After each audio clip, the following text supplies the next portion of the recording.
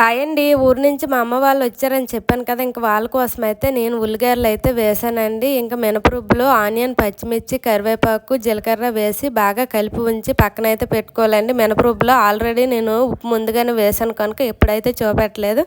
ఇంకా స్టవ్ పైన పెనం పెట్టి తగినంత ఆయిల్ వేసి ఆయిల్ బాగా హీట్ అయ్యాక ఇంకా వీడియోలో చూపినట్లు టీ జాలీతో వడలు అయితే వేసుకోవాలండి. ఇంకా ఉల్లిగడ్డలు చికెన్ కర్రీ కాంబినేషన్ సూపర్గా ఉంటుంది కదా. ఇంకా గారెలు వేసి చికెన్ కర్రీ వండాక వీడియో తీద్దాం అనుకుంటే కరెంట్ అయితే పోయిందండి. అందుకని నేనైతే వీడియో అయితే అసలు తీయలేకపోయాను. ఇంకా మా అమ్మ వాళ్ళు సడన్గా వచ్చారని చెప్పాను కదా, ఇంకైతే మా మామయ్య వచ్చేసి హాస్పిటల్లో ఉన్నాడని చూడడానికైతే వచ్చారండి. ఇంకా వాళ్ళతో పాటు నేను కూడా వెళ్తానని చెప్తే నా కోసం అయితే ఇంటికైతే వచ్చారండి. ఇంకా మా మామయ్య అన్నాను కదా, మా నాన్న వాళ్ళ చిన్న చెల్లెల హస్బెండ్ ఇంకా అయితే వాళ్ళు ఒక 20 days నుంచి హాస్పిటల్లో ఉన్నారు. మా మామయ్యకి వచ్చేసి బ్రెయిన్లో బ్లడ్ క్లాట్ అయ్యిందని చెప్పేసి ఒకరి తర్వాత ఒకరైతే చూడడానికి అయితే వస్తున్నారు. ఇంకా నేను ఒకదాన్ని వెళ్ళలేక మా అమ్మ వాళ్ళతో అయితే కలిసి అయితే నేనైతే వెళ్ళానండి.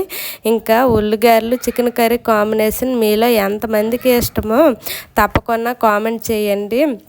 ఏంటి నా వాయిస్ ఎలా ఉందనుకుంటున్నారా? 2 days నుంచి నాకైతే ఫుల్గా జలుబు చేసింది, అస్సలు మాట్లాడలేకపోతున్నాను. కొంచెం ఈరోజు అయితే బెటర్ అయ్యిందని చెప్పేసి వీడియోకి అయితే వాయిస్ అయితే ఇస్తున్నాను. వీడియోని అయితే మీరు చూస్తున్నారు కానీ లైక్ అండ్ సబ్స్క్రైబ్ చేసుకోవట్లేదు. కొంచెం సబ్స్క్రైబ్ చేసుకోవచ్చు కదా. Bye bye.